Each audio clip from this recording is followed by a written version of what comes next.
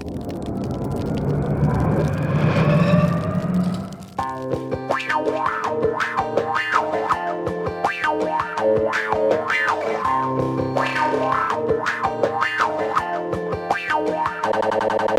mind me, I'm trying to get my dinner in. And there's the drop.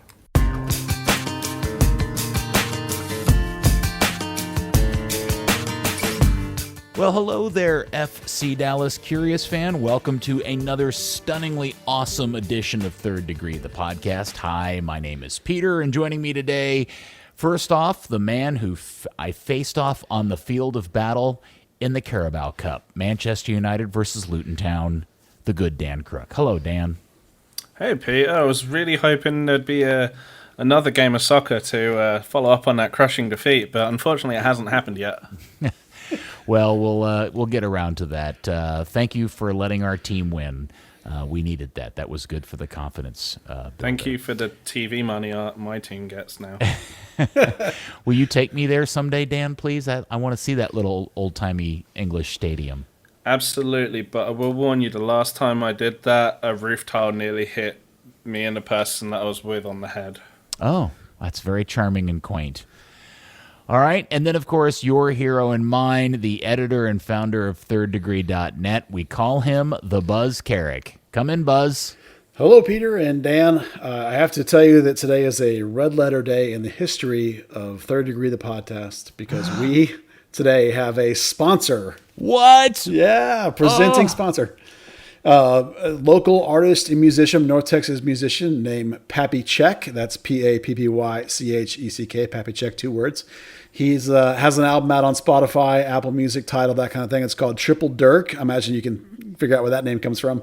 He's a big FC Dallas fan. Says Vamos FCD. He's got his album artwork has like jerseys from the team on it and stuff. So he loves the podcast and wanted to support it. So if you get a chance, go listen to his music. I did, and I actually really liked it. I mean, I'm an old fuddy-duddy, but there's definitely a hip-hop influence and some not safe for work language, but it reminded me of like early G-Love and Special Sauce with like a Latin kind of vibe. So if that sounds interesting to you, give it a listen and see what you think. And thanks for Pappy Check for supporting the podcast. Oh, Dan, I'm sorry it's not very new direction-y like for you, because I know that's your favorite. Yeah, clearly. No, it's got just give me the jam and I'm happy. So it's got some hip hop, it's got some jazzy sort of Latin-y kind of vibe. I liked it, so give it a listen. Am I correct in saying this is the very first time Third Degree has gotten a legitimate sponsor in any way, shape, or form in 23 years? Yes, an actual paid, like here's some money sponsorship. Yes, it is indeed.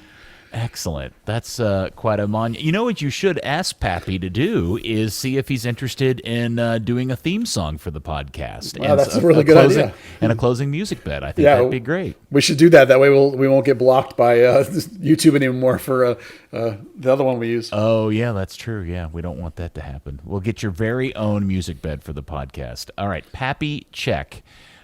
I will go check out his music. No pun intended. All right, so we're recording this again on Wednesday night, just an hour or so after the conclusion of FC Dallas losing in Atlanta. But I will share with the two of you that I have the odd distinction of watching that game on the heels of watching the teams win in Kansas City from several days ago, back to back. I didn't get a chance to watch it on Saturday because we were on the air with the radio show, and I had other things going on, so I watched it in the hours before tonight's game. So, Dan, can you help me figure out the best, because you're so eloquent with words, can you help me figure out the best way to describe the differences between the two teams that I watched in these two different games? Well, the most eloquent way I could put that is night and day. I knew you could pull it off. Buzz, that's the PG version anyway. That's the PG version, yes. All right, so we'll start with the game in Kansas City that everybody, I think, by and large, came with a really good feeling, because going to Kansas City and getting a win with a kind of restructured lineup is always a good thing, right, Buzz? Yeah, I mean, clearly Lucci's rotating his squad in both of these games with an eye on the Orlando and Columbus games, which are coming up, which are two really, really good teams, whereas Sporting has got a good amount of points, but had stumbled a little bit in Atlanta, of course, was on a 7-game losing streak. But Nelson comes in, and it turned out Hollingshead had a little bit of a knock, maybe. Cervania's in midfield. Fafa Pico, who we think is probably the guy eventually anyway, comes back in for Mosquera. So the intensity is the thing that was different. The intensity versus Kansas City. Now, going to Kansas City is a place that Dallas loves to go and play and win. You remember Ryan's quote, Dan. So the intensity is there from them. The intensity is there from Dallas, who obviously, as a club, seems to respond to the competition and play the way the competition is playing. So it was a heck of a game in terms of the intensity of it, the fire in it. It was so enjoyable, and that's such a contrast from the Atlanta game, which is just like a big old lump in the middle of a field and not worth a whole lot. So the big thing to come out of the Kansas City game was the The big thing to come out of the Kansas City game was the brace by Franco Jara, who again is really starting to come good for the team. And if I was still writing articles for thirddegree.net, I would want to write an article asking the question, has FC Dallas finally found their number 9? Dan, have they found him in Franco Jara? Well, we'll find out when the article by Peter Welton drops in the next few days. Tomorrow, yeah. Not gonna happen. Nat, you're retired from that. I'm asking you. Do you guys think that this is the dude? It's definitely nice to have somebody that knows how to get in the box and put their foot on the ball. That's something that's definitely been missing since Blas Perez. Yeah, I think it's the guy, the 9 for now. Unfortunately, given his age, you're not going to get more than maybe 2 seasons out of him, but it's nice to have a guy that clearly plays at a very high level in terms of soccer brain, in terms of knowing where to be, in terms of subtlety and class of his moves. I mean, obviously would like him to move faster, but he's getting results. And if you can score, it's 5-5 now. So if you can score a goal a game, what more could you possibly ask for? That's a phenomenal. Usually a goal every other game is fine. A goal a game is tremendous. Well, also it's just nice to have a seasoned pro whose football IQ is absolutely on a different planet from what we've got at FC Dallas. Sometimes you'll see Ricardo Pepi and Jesus Ferreira, tonight included at certain times, run around like headless chickens. So having a guy who is a bit on the slower side and knows how to play the ball across his body and how to draw the defender in, how to make a yard of space for himself and pass that on to the younger players is probably worth his massive salary alone. He also is quite the battler, too. I've been super impressed with his willingness to throw out a work rate and fight for a ball. Again, considering his age and his pedigree, you don't always see that in guys his age that come over to MLS. And so that's been a really nice addition to his game. And he also seems to have done some effort in ingratiating himself within the rest of the roster. Yeah, I think if you put in the work, that'll go a long way to ingratiating yourself to the rest of the roster. And even when he scored on balls from Ziegler and went out of his way to celebrate with Ziegler, he's putting in hard defensive runs and checks late in games.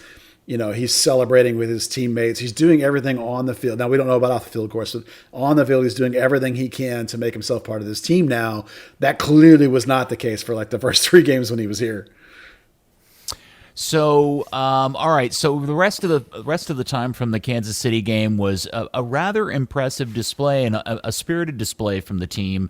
Against the Kansas City team, again, that, like you said, Buzz, really likes to put in a fight.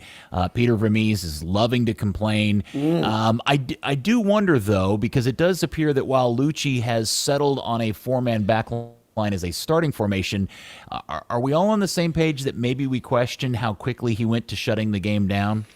Yeah, he definitely likes the 4-3-3, whichever triangle version you prefer. And he definitely of late has gone to that. I mean, I can't even call it a 3-man back line because the last couple of times he did it, it was definitely 5-4-1, like a shut the game down kind of vibe. I agree with you, Peter, that at least I think I agree with what you're asking, which is that he went to it way too early in this game. To go 30 minutes of shut down a game and bunker a game is, I mean, that's a tall ask. Now, he said something about they liked the exploitation it would make on the wide spaces with speed over the top. I mean, sure, when you're sitting in low block, that's how you attack. I mean, I get that. But 30 minutes of that is a lot to ask. Well, he was talking about as well, because I'd asked him in the press conference after the game, and he said, you know, they'd identified some overloads coming down the outside from Sporting Kansas City, and they just wanted to shut it down.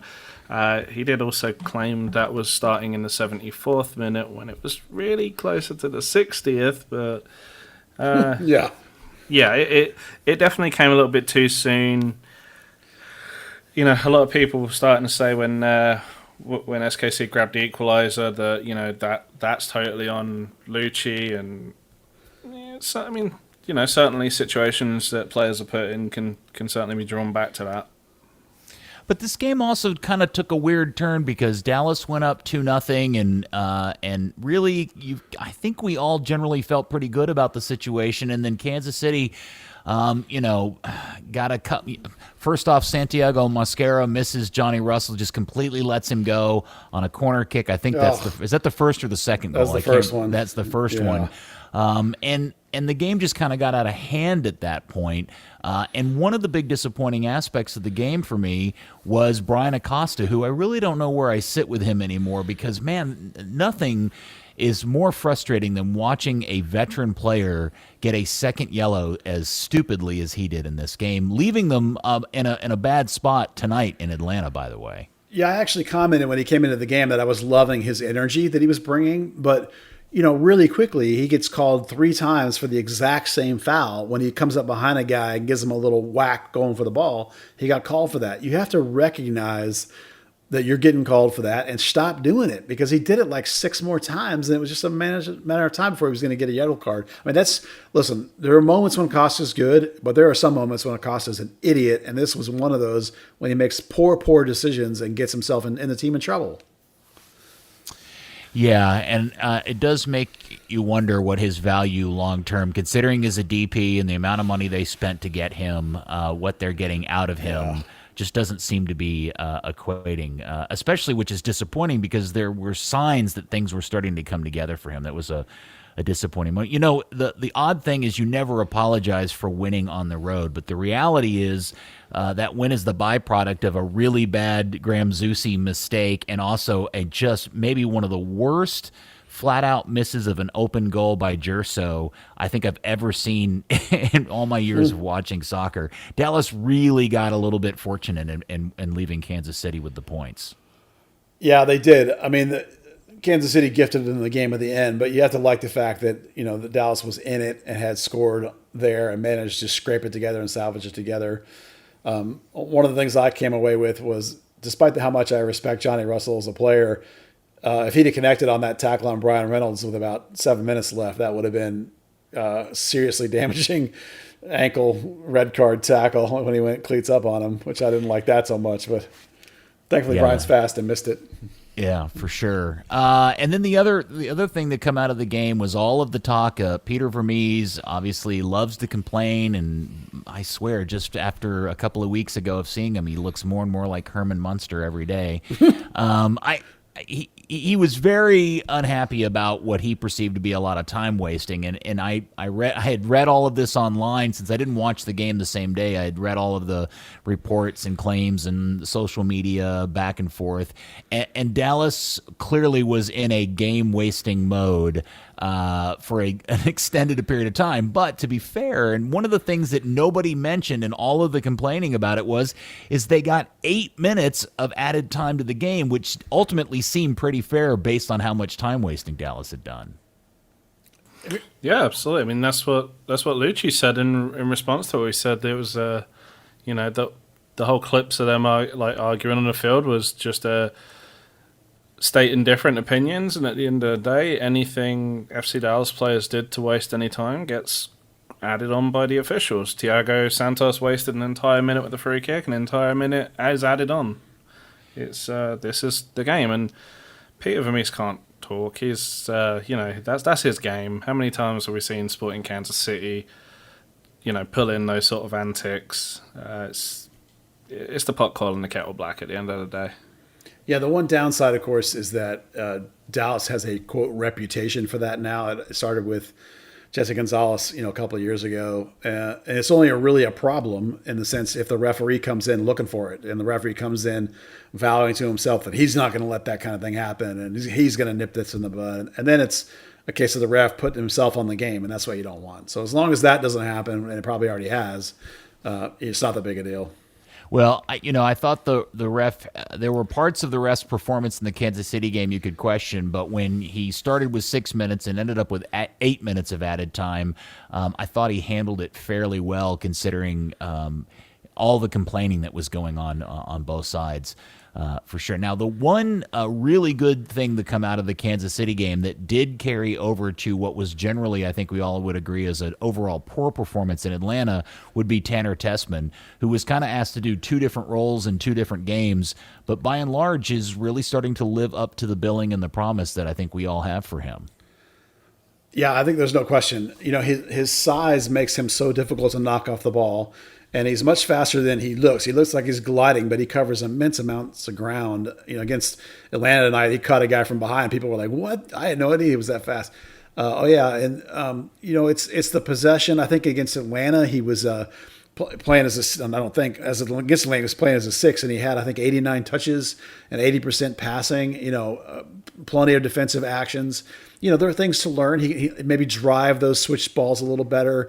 I'd like to see some of those long shots be a little more on target. He's not getting them through traffic right now. But there's so much to like. And I have to wonder if he's doing enough to keep Acosta out of the lineup. Because right now, for my money, Tanner's outplaying Acosta.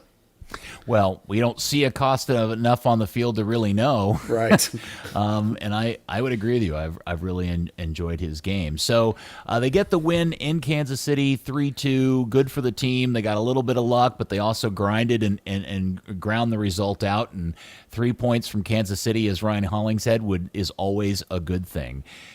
So tonight they head over to the Robo Rectum, as we call it, the Mercedes-Benz Stadium, where Atlanta United is probably the more favored team over the Falcons in the city of Atlanta, at least in this particular week. And man, for all of the writing online and articles being written and social media being said, you would think Atlanta United was the worst team ever in MLS history. And yet somehow FC Dallas managed to put out one of their worst performances of the season and lose a game 1-0. Yeah, this is where I wonder about this team's mentality. Now, I think some of this, and I don't want to be too harsh here, but some of this I think is on Lucci because they went into Atlanta, I think, expecting to win. Atlanta's hadn't won in 7 games. They're missing all their big guns and DPs who have either been sold or not. Don't have the new ones in yet. Dallas rolls out a rotated lineup. It still feels like they're going to walk through the game and win. Well, they did walk through the game and they didn't win. There was a flat performance. They had no shots until after they changed the 4 subs in the 70th minute mark. Was it? There just wasn't any attacking play. There wasn't any up and down. There wasn't any verticality. There wasn't any actions into the final third of the box. It was just flat all the way around.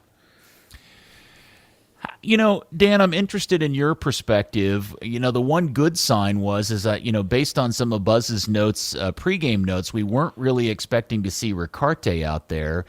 And I'm sure Buzz will tell us why he ended up there after all, but it was an oddly quiet game from the Colombian. And I think we've all got a little bit of the hype medicine in our system over this guy, but he didn't really show us much tonight. And I wonder if you have an opinion as to what the reason behind that is. He seemed a little bit confused by the system in some ways. Yeah. I mean, it definitely felt like Tanner Tessmann was kind of carrying the load in the midfield. I haven't had a chance to see really what his passing looked like through the game, but he just didn't seem to get on. Didn't seem to have the ball very much, and when he did have it, he didn't seem to want to do much with it, which is significantly different from the previous appearances we've seen from him. Yeah, I mean, it was the first time I've honestly forgotten he was playing. You've seen so much of him on the defensive side and the offensive side of the ball to be such a game changer, but yeah, Yeah, it was such a strange one, but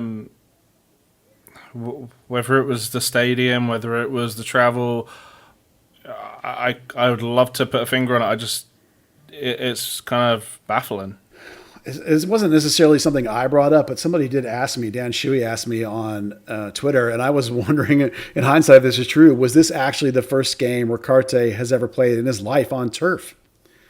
Can that be true? I mean, that's a really fair question, but he had to have played on turf in Colombia. I mean, I don't know how. I'm the first to tell you, I don't know squat about the Colombian league. I mean, how common is turf in Colombia? I would think in that climate it would be grass to my thinking, but it's entirely possible this is the first game.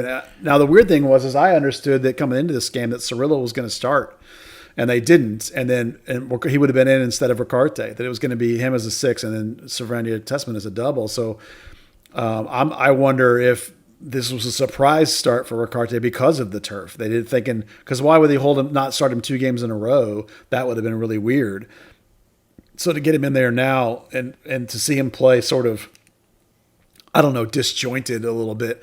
He thrives on chaos, and there wasn't a lot of chaos because there wasn't a lot of energy. Yeah. The real big difference between the 2 games for me was, as we spoke about earlier, Franco Jara.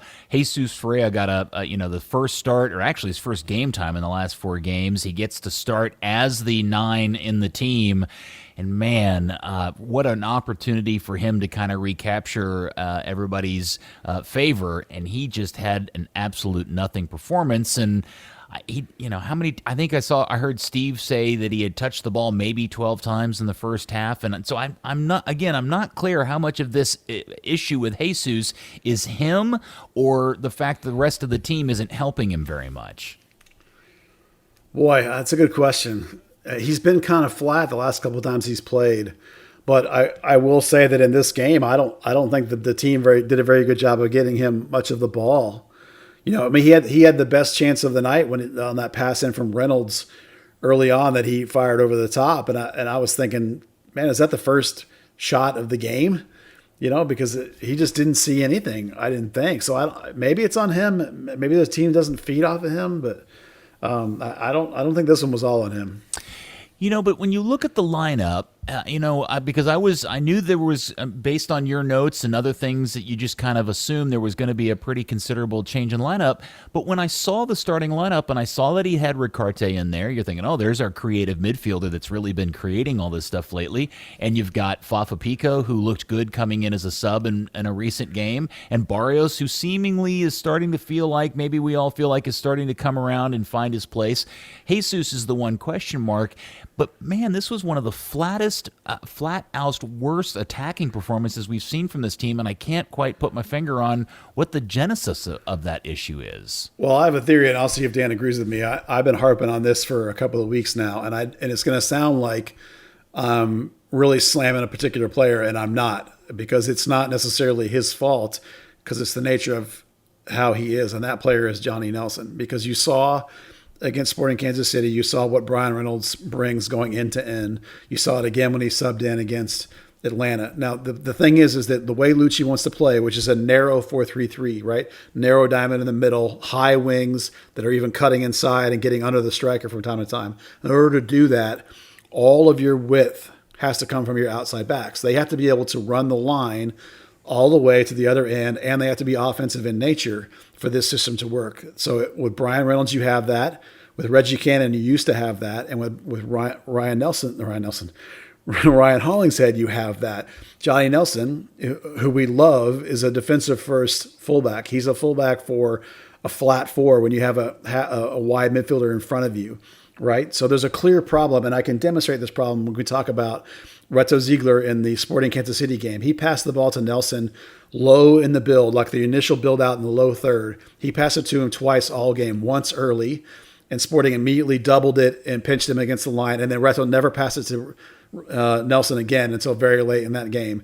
And then in the Atlanta game, when you had Brisson in there, who, by the way, is a worse passer than Reto, I'm sure you knew that.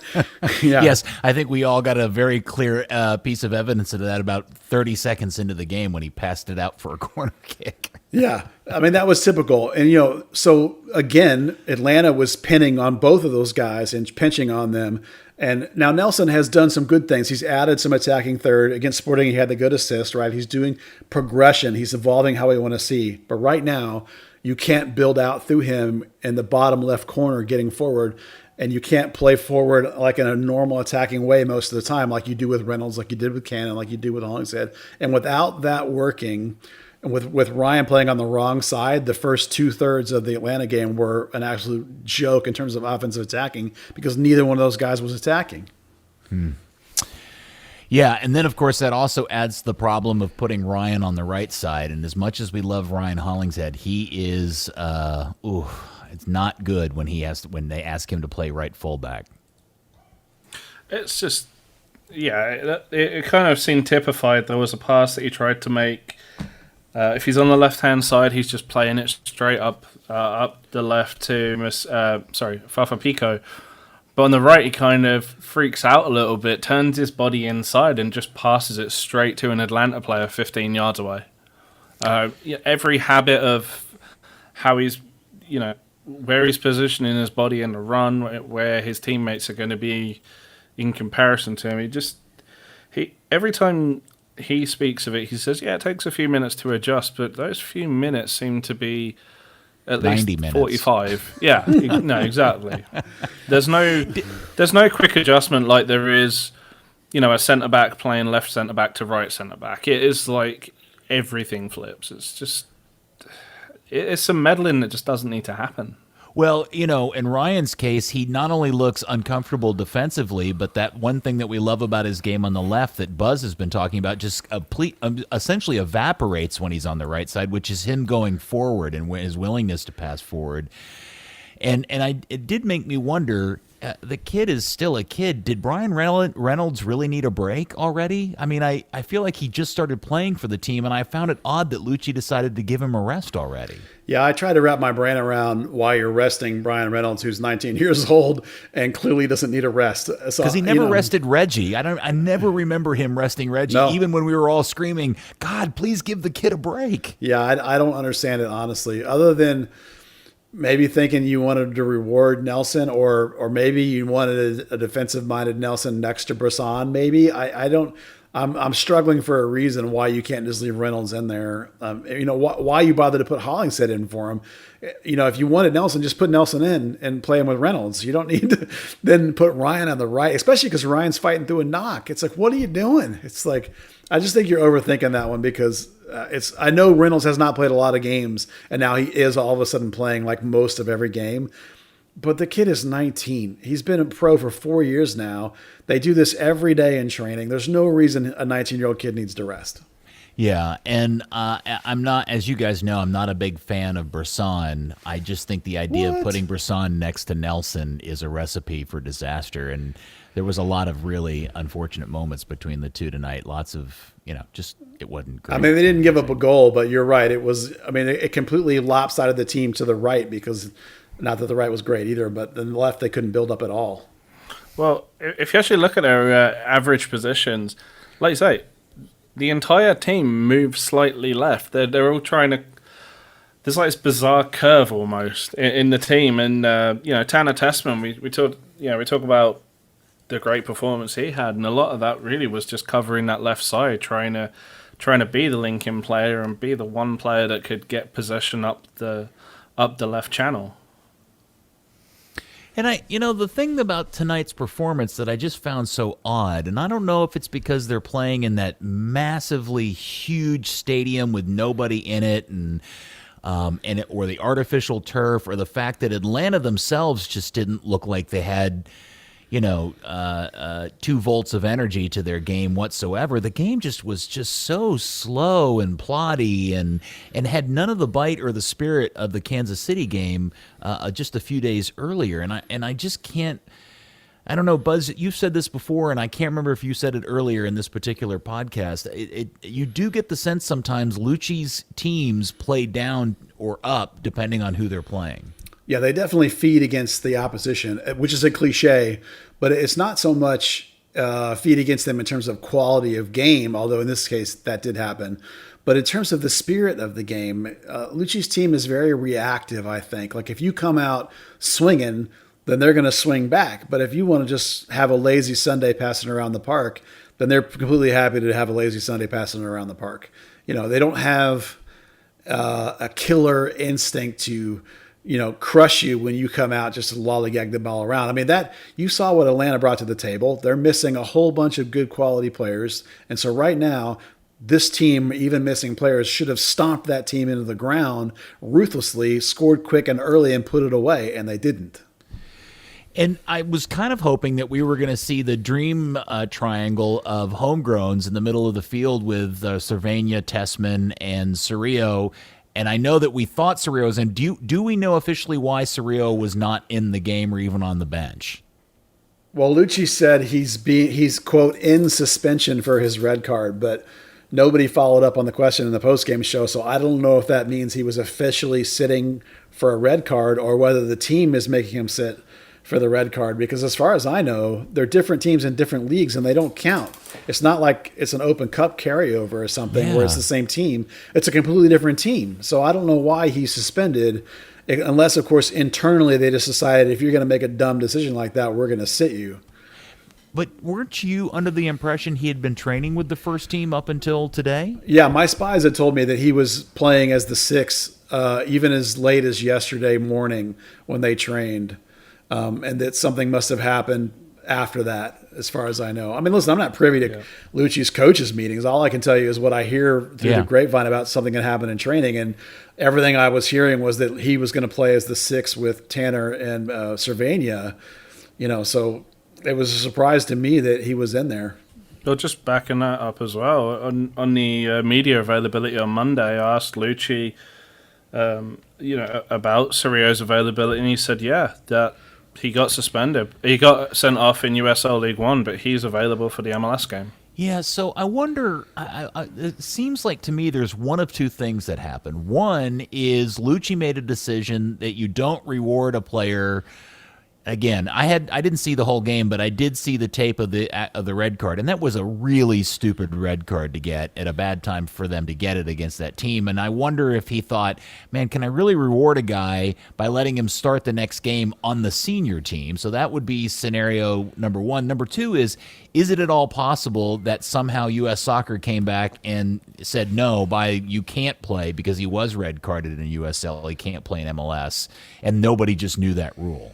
I think it's Is that even possible? I think it's the former because and this, I could be wrong on this, but I'm fairly confident that U.S. Soccer does not actually govern Major League Soccer. That Major League Soccer is an independent company and an independent league that operates independent of U.S. Soccer. Now, it is the sanctioned Division I in the United States, which means the USSF had to say, thumbs up. But there's been moments where MLS has not followed the FIFA rules, right? We had shootouts here, right? We had clocks counting down. So, I mean, this is not as far as I know, Major League Soccer is not governed by U.S. Soccer, whereas I don't even know about USL. For all I know, USL is not governed by U.S. Soccer either. U.S. Soccer, all they do is the U.S. Open Cup and the national teams. They don't really do anything else. Yeah, I mean, it would seem improbable that it was a procedural or a rule-based thing. So I guess the question is, if it was a decision that, hey, we just don't let a guy we're just not going to play him because of the red card that he did get, did he make the right decision there? Was that the right thing to do? Yeah, it was. Big picture, it was. You can't. Edwin's a young kid. I think he's still 18. I don't think he's 19 yet. You cannot reward that kind of boneheaded moment of garbage because it's not like that red card was like, oh, hey, I overjudged that tackle a little bit. I mean, he did a full on headbutt of the dude. Zidane headbutt of the dude. More than 3 seconds after the original play. Now, listen, that guy threw an elbow. I get that, right? But I don't know that he connected that hard.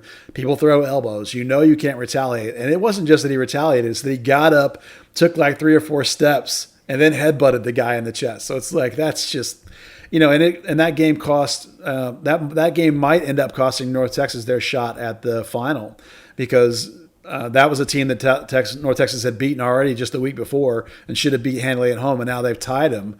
So if they miss the playoff, there's only one playoff game. It's the final. If they miss it by a point or two, you might look back on that moment and say, man, Edwin, you can't do that. Dan, do you have a different opinion about that situation? No, I just wonder if maybe there was a different team disciplinary issue. Since by all accounts he was set to play as of 2 days ago. As of yesterday. It just I don't know. It seems a very sudden change of heart. Yeah, he wasn't even on the bench. They didn't even let him travel at all. And and think about Lucci's phrasing. Man, I hate to get nitpicky on phrasing, but he said Edwin was in suspension. Which he also got pretty agitated when I asked about Edwin. He did, which is really unlike him. Yeah. What, tonight? Yeah. Yeah. Oh. Yeah, because Dan asked Lucci why were Reto and Edwin not available, and Lucci said, "Was it not in the report?" Yeah, he kind of snapped back. I mean, no. Lucci's answers are usually 10 minutes. I mean, I've never. Right? Yeah. So, yeah. Yeah, and he wasn't listed in MLS's suspension report. Granted, that can always contain mistakes, but that is derived from the league rosters, which are the gospel on that sort of thing. So. Yeah. Yeah, boy, it does. Just based on all that information, you get the sense there's way more to this story than we realize, right? Yeah. There's something else going on, like somebody else made the decision, or wow, that's weird. Yeah. Huh. Well, hopefully, maybe somehow we'll get to hear how that. Well, we'll be a Lucci call in the next day or so, I'm sure, and we'll try and follow up and see what happened. Yeah, too bad we can't go to practice. Yeah. All right. We've beaten that horse enough. Yeah. No, we have not beaten that horse enough. I know. If the media can go to NFL practices, why can't people like you, Buzz, go to I don't know. Fartin MLS practice? It's the stupidest thing I've ever heard in my life. The game tonight was a real disappointment, and it's certainly a team that Dallas should have at least gotten some points out of. I saw very little out of Atlanta's game to feel that was a threat at all to Dallas. And by the way, that was the other question: is that the first time Emerson Hyndman has ever played against FC Dallas? I can't answer that, but I think it's entirely possible that it could be. They've only played each other like 4 times since he's been signed. Well, so he joined them mid-season last season, right? Or did he join at the beginning of the 2019 season? Oh man, I think it was mid-season. So I would think I would remember if Emerson played against Dallas, and I can't recall that he's ever played against them before. And that just to me is so interesting about, the connection, the family connection and everything. Not that he was very good tonight. Maybe I understand better why he never got a regular start with Bournemouth, because he wasn't particularly good tonight.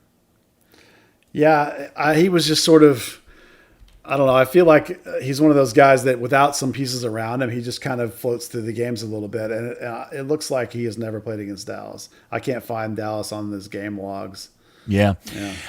The other thing that kind of comes to bear out of this, and I was talking about Brisson earlier, is that with Rito taking a rest, because obviously he, unlike Brian Reynolds, is not a teenager and needs to take a game off here or there, is the weakness of that center back position in terms of depth. If Brisson's the only one they've got to go to, that obviously creates a bit of a problem. And is there any sense that the club is lining up anybody to come in and help fill out that in terms of depth, Buzz? No, not in terms of signing. And I'm with you. Brisson is not good enough, especially at the amount of money he's getting paid. I mean, like if you can't beat out 34-year-old Ziegler, then you're not going to be the answer, right? Now, for me, the other two options are Callum Montgomery and Nkosi Burgess. Now, I think, and I'd love to hear Dan's take too. I think Nkosi has got a lot of potential, but right now is just not anywhere close to being ready to play, I don't think. Now, Callum Montgomery, I thought, was on the verge of being ready to play, and I actually predicted at the beginning of the year, you may remember this, I predicted by the end of the year he would be getting starts in Reto's spot. Now, he was supposed to go to San Antonio, who, by the way, are the best team in USL Championship, and play just maybe 5 games, 10 games to get ready to come back and get those games. Unfortunately, because of COVID, it kind of has become a go and stay there.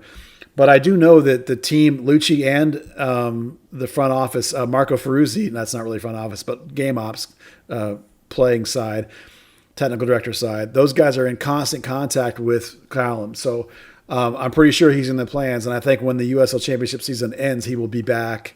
And I'm still confident that he will be in the mix before the end of the year. So I have not seen enough out of Burgess yet to think he's an answer for next year. You have to the end of this season to decide if Callum Montgomery is the answer or not, because I don't think you can go into 2021 with Ziegler at 35 as your starter.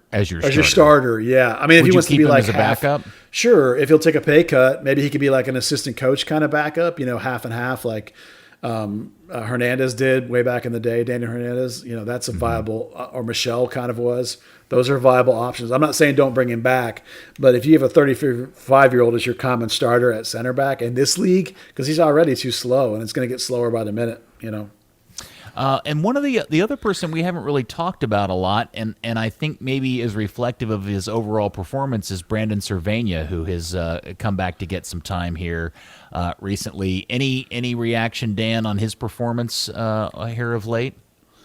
A little bit quiet today, although everybody was, so not much you can really put into that, right? Yeah, he's kind of he's doing his bit. He's certainly looking better than Brian Acosta, although so are you, Peter. He's You haven't seen Peter play. Huh? I've played with Peter before. Oh, have you? Oh, right. I just think he's being outshined by Tanner Tessmann significantly, and that's in that midfield three, that's going to make his really one position open that they're competing for if everyone's fit. That's kind of a big hindrance to Brandon Cervenia. Donner Tessmann.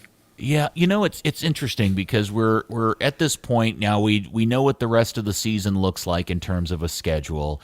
Buzz, I'm interested if Lucci came to you and said, "Buzz, I want you to do the lineup tonight." What is your best lineup for FC Dallas at this point? On the left, Fafa, Jara in the middle, Barrios on the right, Ricarte, Tessmann, Santos is the 6, Hollingshead, Ziegler, Hedges, Reynolds, and Maurer. Yeah. I don't think there's any question about any of those, frankly. Yeah, when you say that, the real difference in the two games, Kansas City and Atlanta, to me, is the two missing elements, which was Jara's work ethic at the 9, and the seriously insane amount of work that Thiago Santos does. It's not always the best work, but that guy covers a ton of ground for this team. And so those were the two players that I thought really made the big difference between the two games in terms of what was missing, or tonight in Atlanta. Santos' intensity too. It's like, he wouldn't be in MLS if he didn't have flaws, right? So it's his intensity and focus that he brings to the game. And late in the last game, we thought he looked tired, so we're like, oh, good, we'll get him a rest, right? So I mean, he should be focused and back and ready to go. Well, and that may, the fact that Cerrillo wasn't in the game and whatever the extenuating circumstances are around his absence tonight, which clearly it's got Lucci in a bad mood, was probably a missed opportunity. And if it was, my thought is that if in fact it was decided that he needed to be punished, man, that kid learned a lesson because he had a real opportunity to show off tonight. Yeah, what a blown chance for an 18-year-old kid to get back in the lineup. He's got a big future. I'm real excited about him, but this is a learning chance, hopefully. Yeah, I mean, this would have been his first start in over a year by now. Yeah, it would have. Hopefully, you guys will get an opportunity to get some clarification on what happened there. The other thing I just want to wrap up on this is going back to Jesus, because I don't think we talked enough about this. I don't know what, at this point, Lucci does about his favorite player, because tonight, again, it just was not a very good performance. Again, I'm not 100% sure how much he's at fault here, although Ricarte was out on the field, and he's pretty good at getting the ball to people who are in good positions, and I just didn't see much out of Jesus tonight. Well, yeah. Part of it, I think, is they don't know what to do with him.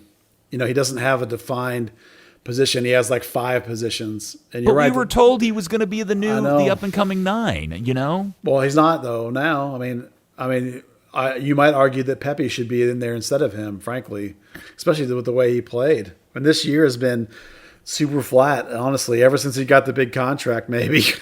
Yeah. Really, yeah, I hate to put it that way, but it's not. I got a lot of confidence in the kid's eventual high quality, but right now we're just not seeing a lot of it. Anything else about the Atlanta or Kansas City games you guys want to discuss before we move on to other things? Yeah, I'm ready to sell Santiago Mosquera. Oh my gosh. Yeah. Man, the missed assignment for the Russell goal in the Kansas City game. He almost gave up another goal tonight on just a weird. Just the overall look. I know the kid scored a hat trick, but all of the reasons why I was angry or annoyed by his hat trick in the Houston game or whatever game that was, I can't remember who that was. We saw him against. Who was that? Buzz? Colorado. Thank you. Have been on display in the next 2 performances. Yeah, that's the thing is you can't rely on him.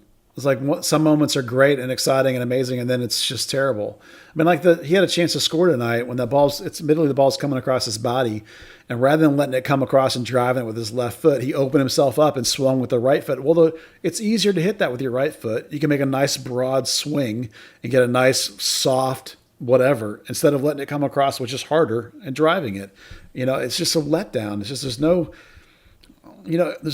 mental toughness with that kid, and I can't rely on him. The team can't rely on him. Excuse me, as I hiccup in the middle of that. So frankly, you know what? Sell him if you can get a bag of balls for him at this point. Move his contract out of here. Get rid of him. He's probably too expensive to sell him at this point, actually.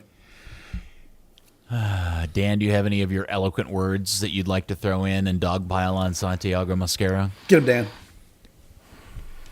No, you don't kick someone when they're down, especially not when they're that bloody useless. The other thing that I forgot to bring up that I thought is a point of controversy, Dan, is the actual goal, the one goal that happened in the game, which was the penalty kick for the mysterious handball on the good Matt Hedges. Now, I've watched this replay 1,000 times, all the different angles. From what I am seeing, it clearly bounces off the ground, and he puts his head down to head it, and he heads it into some mysterious place that is either his upper arm or chest. Before we go anywhere else with this, do the two of you agree with me that it came off his head onto whatever it touches from that point, or am I seeing this wrong? It's his shoulder, so that's irrelevant.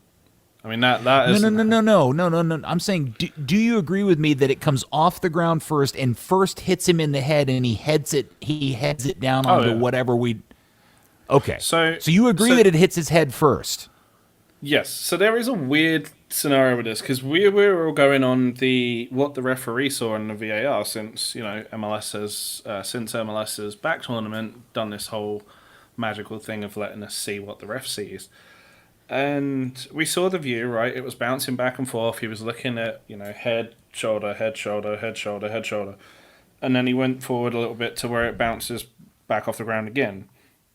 The ball is obscured by the body of somebody, Ryan Hollinshead. And supposedly, in that space, which you cannot see from any single angle, the ball hits Hedges' hand or brushes his hand slightly. Now Hedges after the game, there's no clear angle of it, but it was just on suspicion thing. So what Hedges said after the game was, where else am I supposed to put my hands?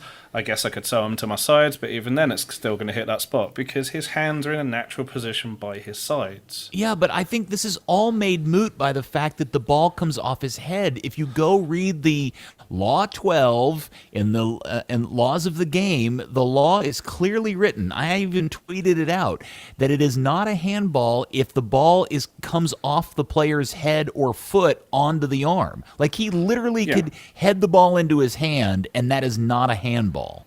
No, you're completely right, and it's the referee has blown it by some bizarre interpretation that hasn't existed for several years. But there's certainly several catch points. Like if it creates a scoring opportunity, if it results in if it ends in a goal. But those are on the attacking side, and it doesn't deny a goal. It actually resulted in a shot from Jeff Larentowicz 3 yards out that he missed. So I can't get my head around it. It just doesn't make any sense. I'm a big believer that all these things equal out over time. It's just that I'm frustrated that it seems to me that the ref forgot this element of the rule about that a player can't head the ball onto his own arm and it be a handball. I mean, the laws are very clear about that. It's kind of frustrating because you've got the VAR and the AVAR. Both have to agree on it and communicate that down to the ref. The ref then has to look at it. So 3 people have then thrown the actual rule, the law of the game, completely out the window to then say that he made a clear and obvious mistake by something that you can't even see on the replay. Right. On a suspicion. It's insane. If this happened to Atlanta, a team with a big fan base, it'd be outroar. Yeah, it's frustrating, and again, it continues to confirm my contention that the only way, and I believe this for all sport, the only way video review should be allowed, you can use all the angles you want. You can have 100,000 camera angles. They all just have to be shown in real time. No slow motion, because slow motion goofs everything up, and it's the one element that the referee can't do, right? And that just adds all of these weird elements to when you're reviewing a situation. If you can't clearly see the infraction in real time, then don't call it, right? Even through 100 different angles, you still can't see it in real time, then it didn't happen. If you have to slow it down frame by frame and Zapruder it, you're just wasting everybody's time. Well, yeah, that doesn't fall under clear and obvious error. It's not clear and obvious if you have to do that. Yeah, my version of that is the offsides rule.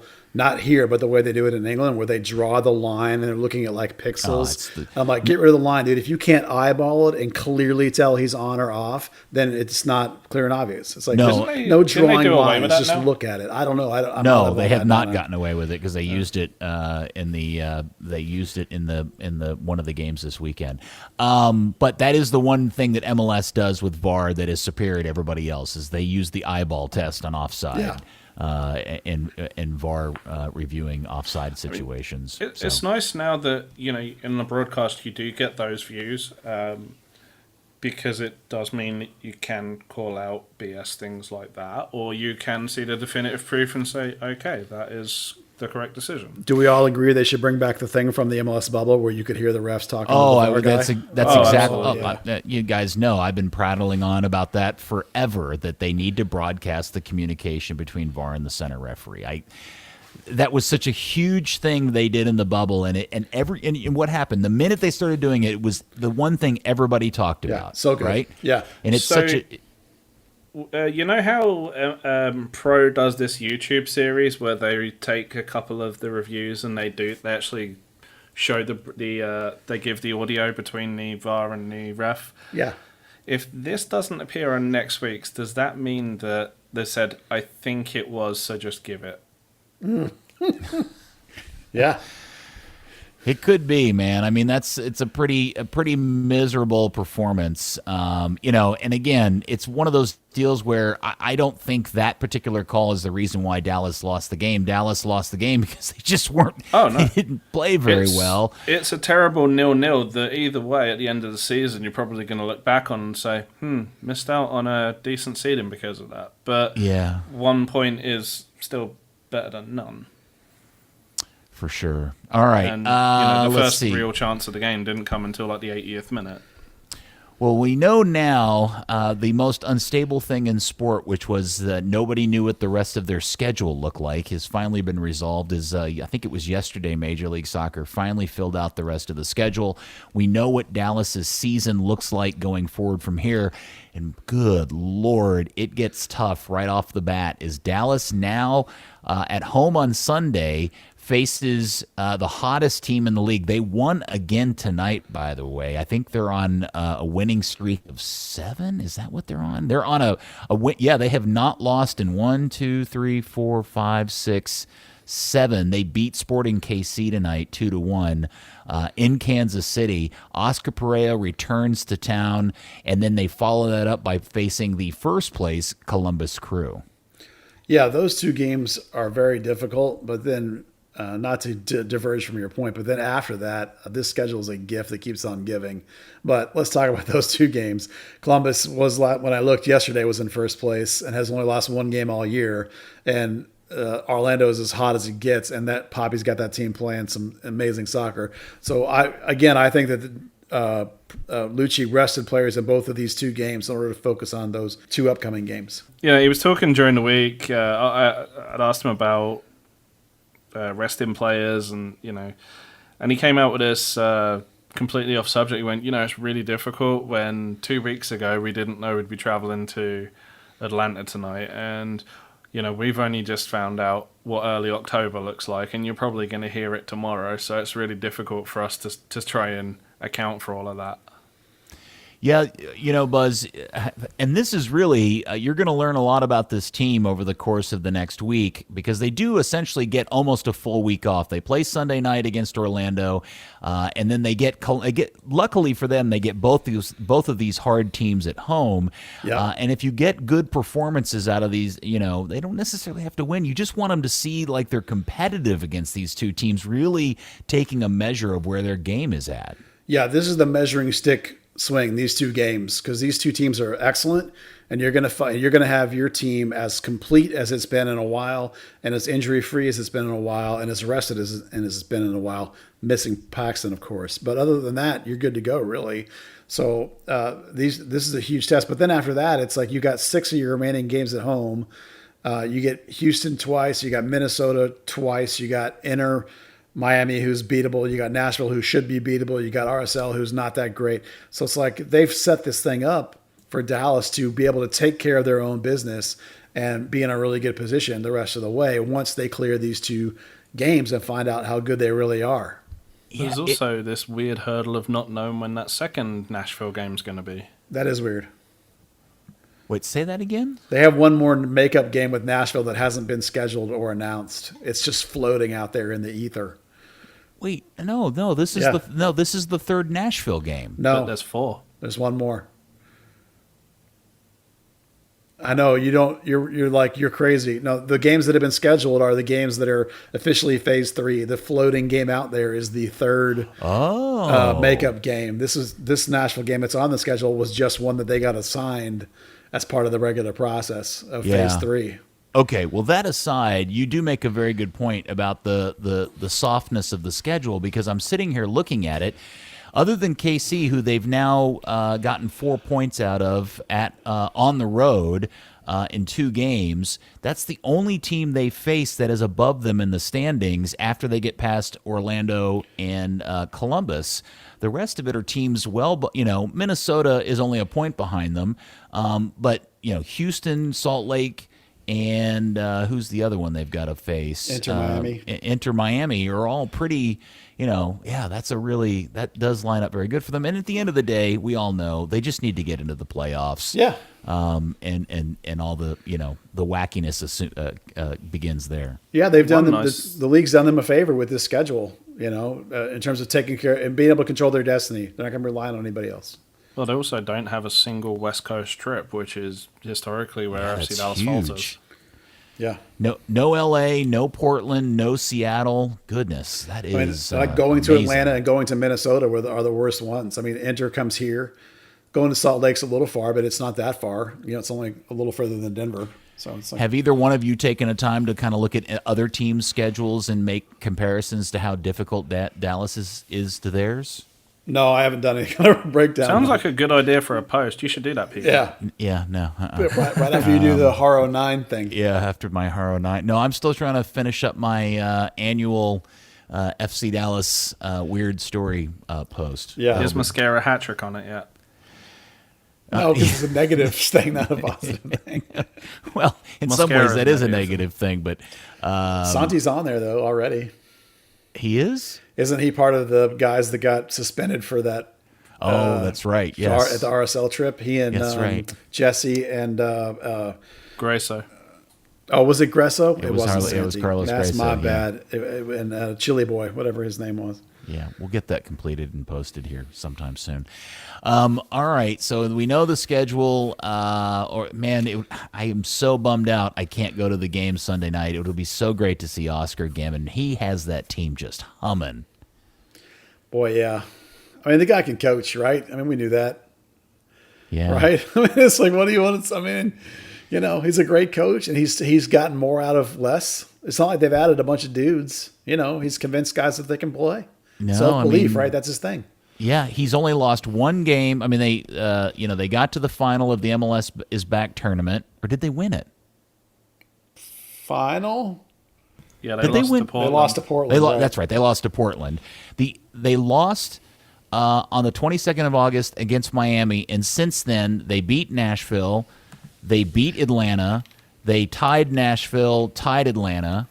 Those are their four kind of regional games, and since then they've beaten Miami, beaten Chicago, and beaten Kansas City on the road, and they are now undefeated in their last 6 before they come to Dallas, and they're arguably the hottest team in the league right now.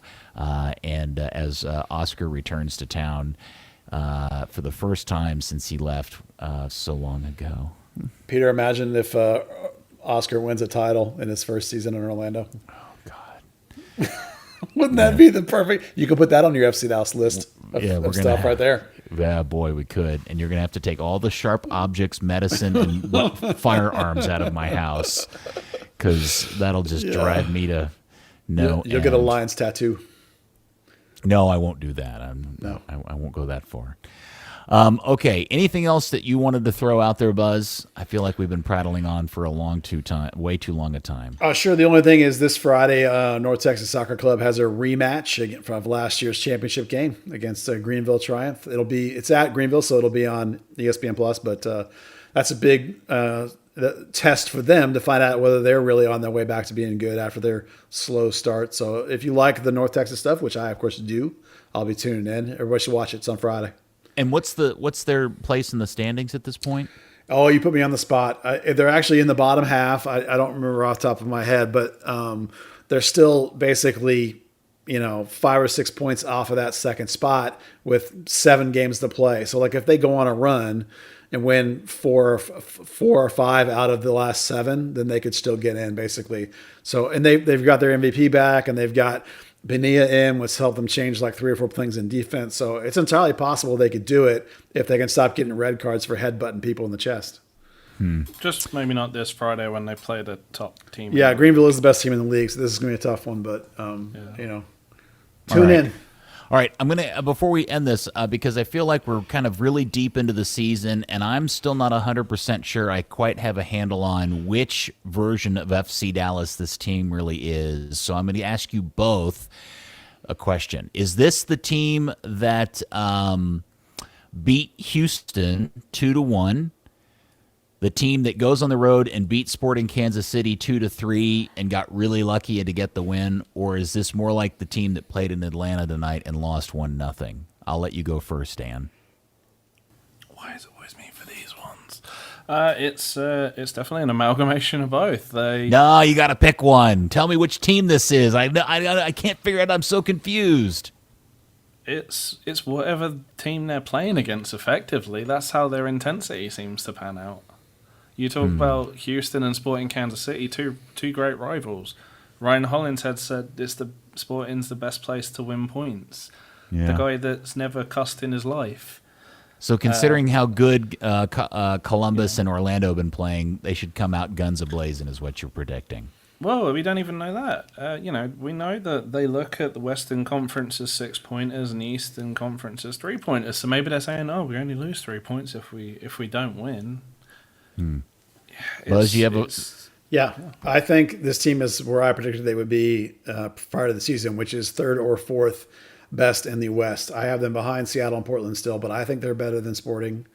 I think they're better than Colorado. Amazingly, I think they're better than LAFC, which is unbelievable. Better than Minnesota. So I think this Atlanta game is actually going to be a little bit of a wake-up call, and they're going to play some pretty good soccer against these next 2 games and realize that they're better than they think they are. So I have them as 3rd or 4th best in the West. That's kind of the problem with them, is their talent level and their mentality just never seem to mesh. What do you mean by that? Well, look at tonight. That was a much better team. That should have been a much better team than Atlanta, particularly after the subs came on. It actually resembled a starting lineup, but they just farted around the field. Kind of looked like they didn't want to be there. They looked considerably more dangerous once they made the substitutions. They actually put shots on. They still got one shot on target. Was it only one after the subs? It was one through the whole game. Oh, wow. I didn't realize it only ended up at one. Yeah, that sucks. That's pretty bad. All right, well, you guys aren't helping me. I'm just trying to figure out which team this is. I guess we'll find out as the season continues to go on, right? Yeah, as always. It's whatever team you want it to be, Peter. Whatever. And wait, the other thing just real quickly, Buzz, you seemed very perturbed that they wore all white tonight in Atlanta. Well, why? What would you suggest they have worn tonight? Blue shorts. But Atlanta's wearing black shorts, and navy doesn't contrast enough with black. So you want to wear as much contrast. Oh, shorts don't matter. I think that's where you and I differ on the kit assignment. Oh no, you can see dark shorts against dark shorts all the time. As long as the predominant jersey color is light to dark, and as long as the socks are contrasting, that's with socks where you look at the ball and the body where you look at the man. Shorts don't matter. You can wear blue shorts against black. That's no problem at all. I'd like to see their record in all white. I think it's bad. Well, that sounds like a posting for thirddegree.net that you can write. Peter, man, that's like 5 stories for you this week, buddy. That sounds more like a John Leonard post. It does, actually. Post. You're right. It does sound like a John Leonard post. I think that they overblown these mismatches, right? Of like, you have to have the whole thing. No, you can, like when Argentina plays France, France is in there all blue or whatever, and Argentina's in the blue and white stripe, but totally like a light color, totally different. They make Argentina play in white shorts. That's stupid. Wear the normal shorts with the white socks. It's completely different. Looks totally different. It's like the stupid FIFA rules and stupid MLS rules for jerseys. You're way overthinking it. Man, I love it when Buzz gets fired up. Man, I get fired up about dumb crap, and that's one of the things that fires me up is that one. You got more fired up about that than you did the team's performance tonight. Yeah, because the team's performance bummed me out, and it's lackadaisical, but that's just mentality. It's like it's not like you saw like individual breakdowns or guys making mistakes. They were just flat. Whereas like I don't know. I'm Brisson kicking the ball out for a corner kick 10 seconds into the game. It didn't get you a goal though, and it's like, whereas the thing about the uniforms is it's like someone is making a high level decision. Yeah. And they're making it because they're lazy, because they can't be bothered to they're just going to, we'll just make it this, and that way everyone's the same and who cares? Well, you get 30 stupid solid white jerseys that way, and you look boring and ugly and no one likes your league. So don't be stupid. Damn, Don. Yeah. I love it when Buzz rants about something. Yeah, don't get me started. Don't get him started. Can this be like the little cold open every single week? Actually, I think we've now. Stupid. I think we now have a new segment on the podcast. It's Buzz's "Don't Get Me Started." Don't get me started. Soapbox. That's what the Patreon is for. I do my little "Don't Get Me Started." It's on there when I get fired up about stuff. All right. Well, all right. Anything else that you guys want to touch on before we stop this thing for the evening and I go to bed? Well, just thanks once again to today's presenting sponsor, Pappy Check. Triple Dirk album on Spotify. Check it out. I liked it. See if you like it. Vamos FCD. He's a big fan. Supports the podcast. Love it. Yeah, I'll listen to it. I'm going to go listen to Pappy Check's song Football Para Todos right now. That's good stuff right there. That song apparently is inspired by back in I think it was in Argentina when they had every game was on free for a couple of years. That's what that name is from. So he told me about that song.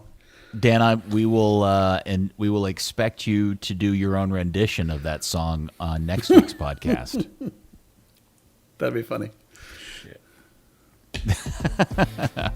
All right. Well, Dan, you go practice your karaoke. Thank you very much for your time tonight. Thank you. And Buzz, as always, thank you. And thank you, good FC Dallas Curious fan. We'll speak to you next week on another edition of Third Degree, the podcast.